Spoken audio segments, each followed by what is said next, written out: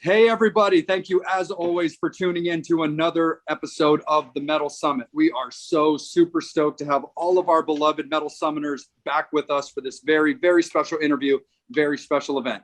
As always, we are your Island of Misfit Toys with Angel Alamo, with the Psycho Steve, with Empress Bobby Dreyer, and with myself, Jay. Thank you all so much for tuning in.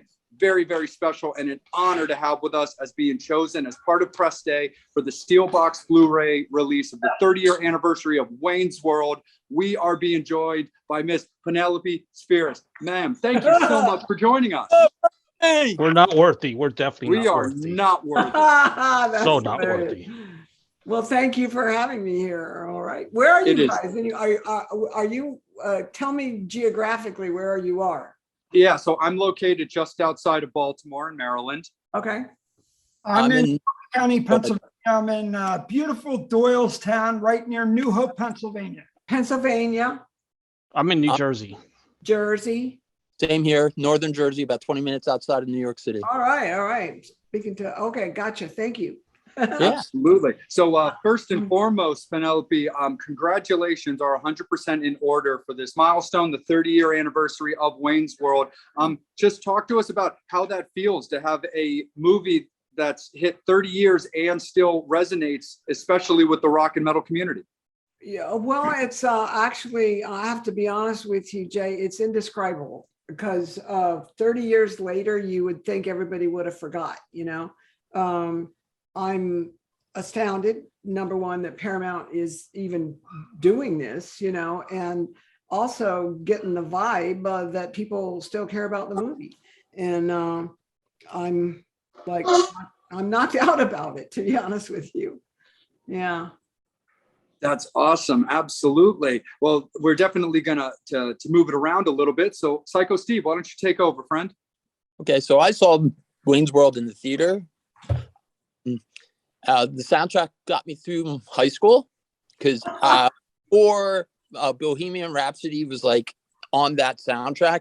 My friends and I used to, you know, excuse my language, rock out with their cock out, or my girlfriend at the time jam out with her clam out to that song in the car. So, cool. It was amazing. And then I also talked to someone, a friend of yours, Mr. Christopher Holmes, and his wife this morning about the whole pool scene. Did you? Yeah, because they're the France now. Yeah, so, he lives in France and he's married. Yeah, he's remarried. I heard, you tell me, I heard he stopped drinking, but still does speed. But I personally don't know how you do speed without drinking. So I'm just interested in that. Well, I still drink, but I've never tried speed. I don't want to don't try it, man. You know who gave me speed for the first time? Durf Scratch, bass player in Fear. And he gave me speed one time up behind the whiskey, and it burned my nose like all hell. So I said, I'm not doing it anymore. So there you go. No speed for Big Mama. Awesome. So my question is, do you ever see World 3? Did he say Wayne's World 3? Yeah. Do you ever think it would happen? Oh, no, well, here's the thing. I could definitely imagine, like at their age now, Dana and Mike, dressing up like those guys, putting their wigs on, putting their hats on, whatever. I could definitely imagine them doing a very funny movie because it would be ridiculous, you know. Right. They would still be poser headbangers because they were poser headbangers, you know that. Sure. And they would be older though. And I could definitely imagine that happening. And somebody just pointed out, if Bill and Ted can do it, you know, then maybe these guys could do it, you know? So we just have to convince Paramount to get it going.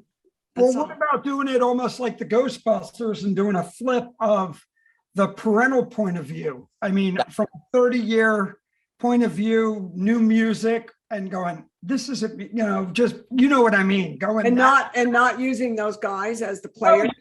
But using them as the older and their kids as. Oh, right. Okay, see.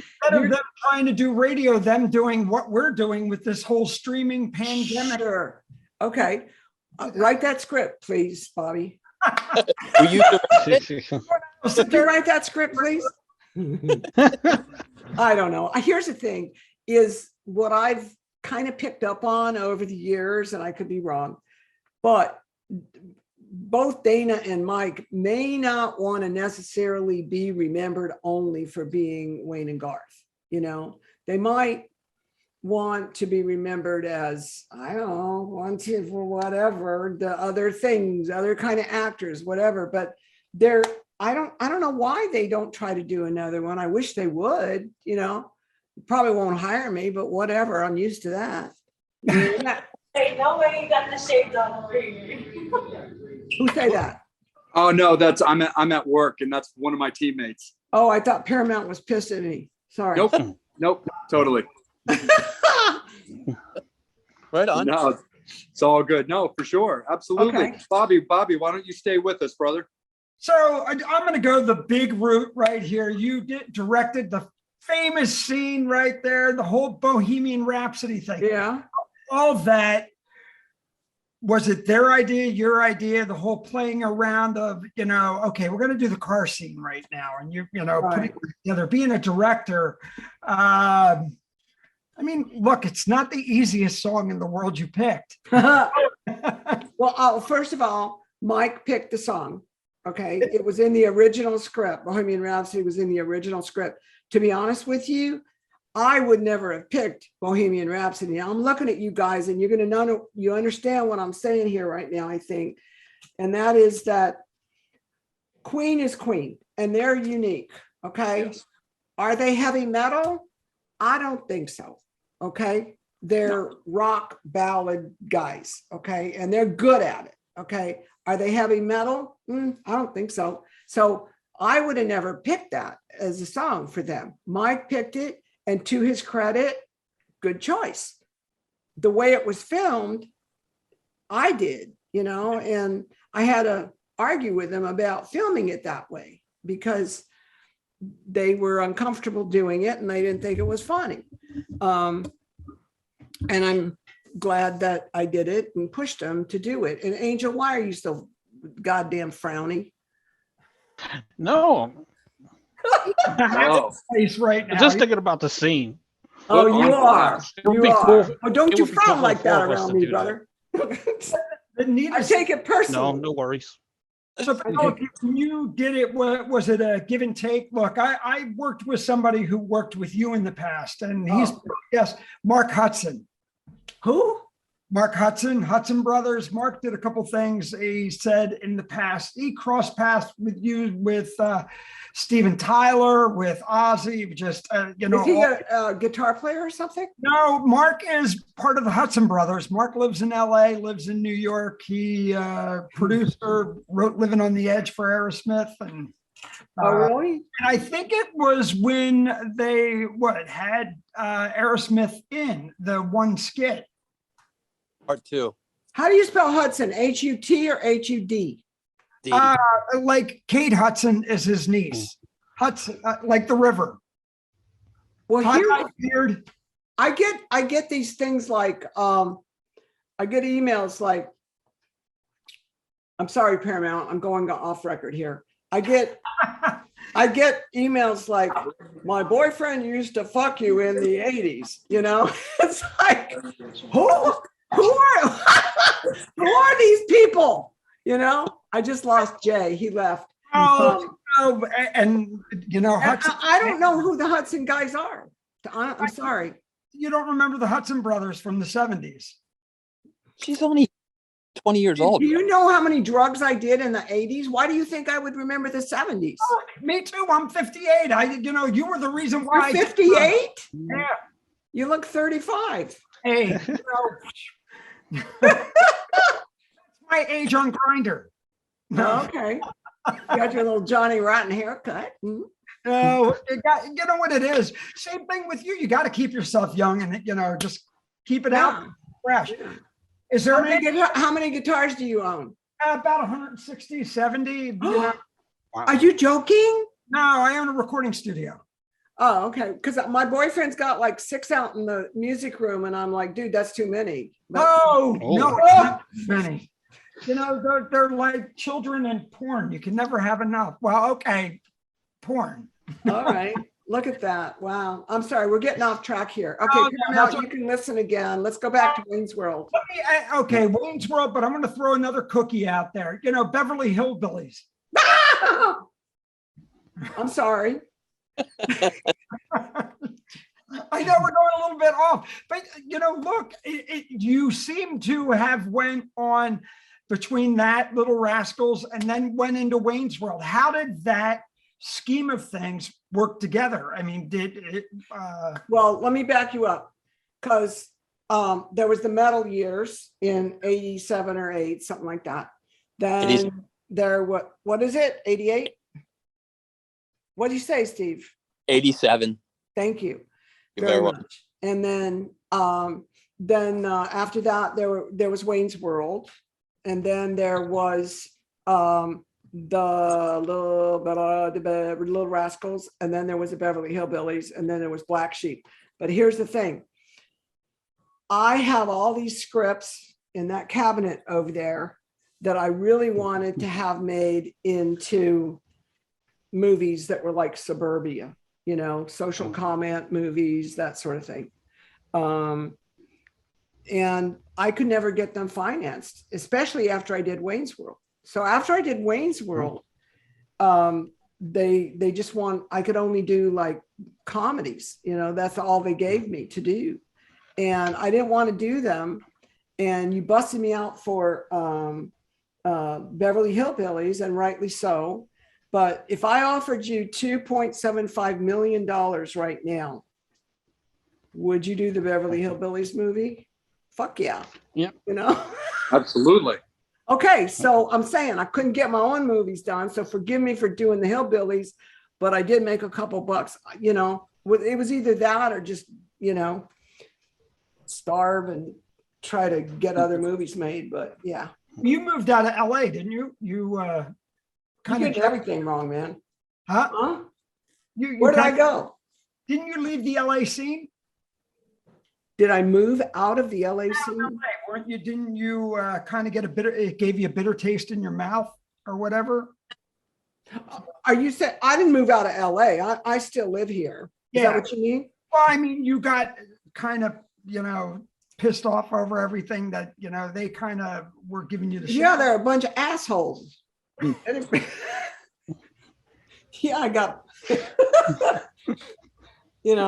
I get tired of the Hollywood scene? Yes, I did. And, I started building houses instead just to make some buck, but I don't need that bullshit. Last people I worked with were the Weinsteins. And I think that says it all. Yeah. I mean, they didn't ever come on to me or anything like that because I'm too old and ugly. But but they were such a pain in the ass, man. They're enough to burn you out on anything, really. So yes, Mr. Jeff Beck, that's true. Gotcha. Angel, let's bring you in, my good dude. Let's get a little more action from our heavenly angel, Mr. Frowny. Let's bring him down. Yes. Just want to say the movie got Steve through high school. It got me through middle school. My question. Love it. My question is, what line do you hear the most from the movie? Like, do people come up to you and repeat any lines from the film? And what is the one that you hear the most? I think, I can tell you the one I use the most to start with, Angel. And okay, that is Party On. I always, say that to people and they get a big kick out of it. My favorite one, though, is Sphincter Says What? Nice. I still don't know what that is. Call me crazy, I'll tell you. I'm just being honest. Okay, I know. I love that. You were in middle school. Why would you know? Okay, so true. Sphincter Says What is Mike trying to take the piss out of Brian Doyle Murray, the man, the authority figure. And he says on public television, a sphincter says what? And so Brian says, what? which means he's a sphincter. Yeah. And he keeps saying it over and over again. So that's where that came from, hun. Exactly. That's so awesome. That's amazing for sure. A sphincter says what? Yeah. What? When it comes to the cast itself, Penelope, talk a little bit about like how it was like working with that cast, because I mean you had Mike and Dana coming off of Saturday Night Live, but you had Tia, you had Rob Lowe, you really had a fantastic cast, including the late great Meatloaf. Yeah, God bless Yeah, him. like, so just talk a little bit about how it was working with these different actors and actresses that pretty much all went off to like varying different careers. Like they really sprouted out like a flower with this central cast that you had. So just talk a little bit about experiences with like our central cast. And well, I'll tell you, I have to just toss it off, Jay, to the fact that I was just really lucky. I was really lucky to be able to work with these people. Laura Flynn Boyle, God bless her. She's such a sweetheart. She did such a good job in the movie. And Brian Doyle Murray and Colleen Camp that played his wife. She's still a dear, dear friend of mine, one of my very best friends. We call her the girl with the golden Rolodex because she knows everybody in Hollywood. I don't know if that's good or bad, honestly. And Rob Lowe, obviously, I told Lauren suggested that we hire Rob Lowe. And I said, really? I mean, he just got busted being in bed with a 16-year-old. It's not so cool. And Lauren said, yeah, I know he's got a bad rap right now, but we could probably get him really cheap. So that's how we got Rob. Either he's like a What's that? He doesn't age. He looks like he's a fucking alien, man. Look it's insane. It's like what I want to be like that. How do you? Well, no, I don't. I want to die someday. Whatever. Anyway, this guy's gonna live forever, I think. But yeah, Rob Lowe, and it was the first time Rob really figured out that he could do comedy. He didn't really ever have comedic roles before that, but we were lucky to get him. And of course, people ask me about Meatloaf. I mean, I wanted Meatloaf to play that little part as the bouncer at the door there, because he and I were friends and we used to party up on the Strip. I remember standing in line both of us trying to get into the Rainbow or whatever, and we had a long history, so we were able to get him. I'm so sorry he passed away. He was such a sweetheart, such a good dude. And then, we had various other amazing cameos. Wow. Huh? You had Chris in there doing the security guard. Chris doing this. Yeah, Farley. Chris Farley.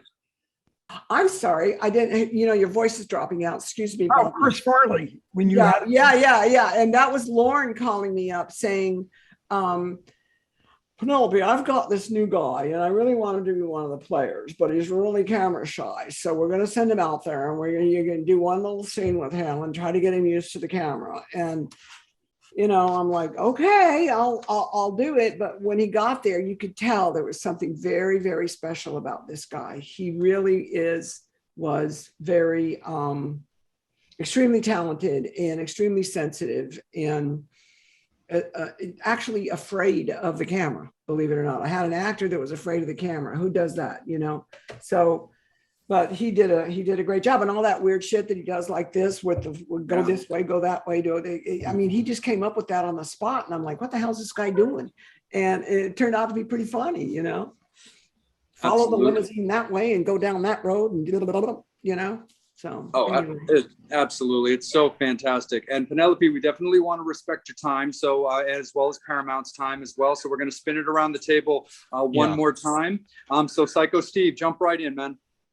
So what do you like doing more, movies or music videos? Because you did some music videos of like 3 or 4 technically major acts, from Queen to Megadeth to Nightbreed.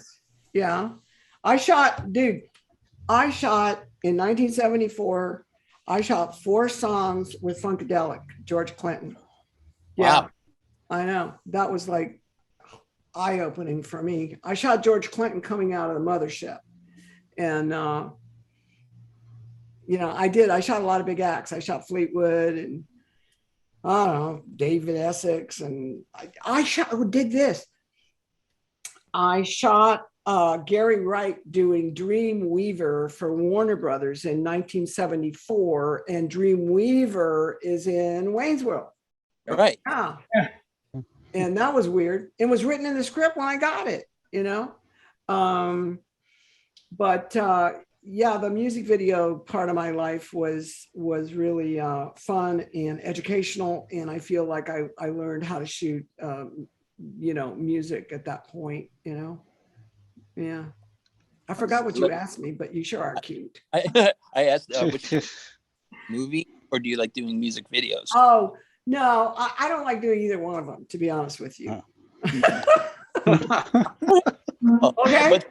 Or I would don't you like rather? doing either one of them because with both of them, you got some guy, either a producer or a studio or over your shoulder saying, do this and do that, you know? And I paid for the Decline 3 myself from the money I made on these other movies, just so I didn't have to listen to that, you know?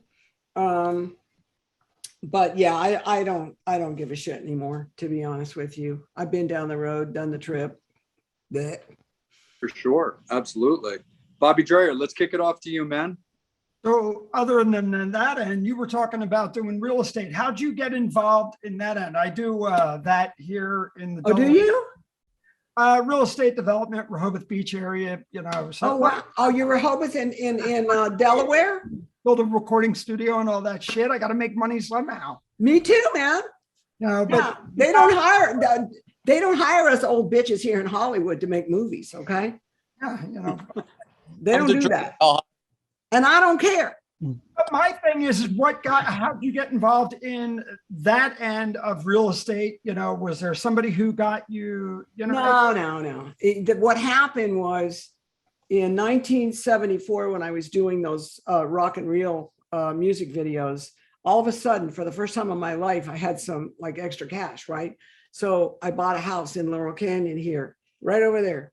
And then I figured out how to make it into a 3,000 foot house instead of an 800 square foot house, you know. And then I realized Costa Gavras, who's a cousin of mine, told me that our last name, his mother's the same as mine, Spheeris, means hammer in Greek.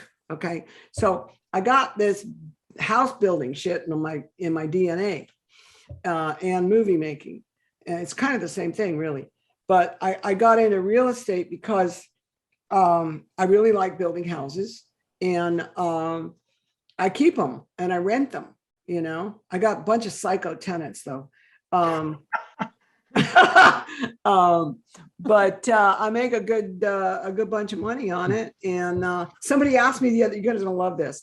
Somebody asked me the other day in an interview, they said, how do you justify being having a punk rock ethic, okay, which I kind of do. How do you justify that with being a landlord? And I said, well, can you show me the rule book where it says that if you believe the punk rock ethic that you're not allowed to make money? Can you show me that book? That is awesome. Yeah, I mean, what? I gotta fucking live, you know? Yeah. Either, which is kind of badass. What'd you say? I said, you kind of feel like you don't take no shit from anybody. So I think you scared the hell out of me. What the fuck do you mean you don't have my money? I'm like, oh my gosh, she's going to kick my ass.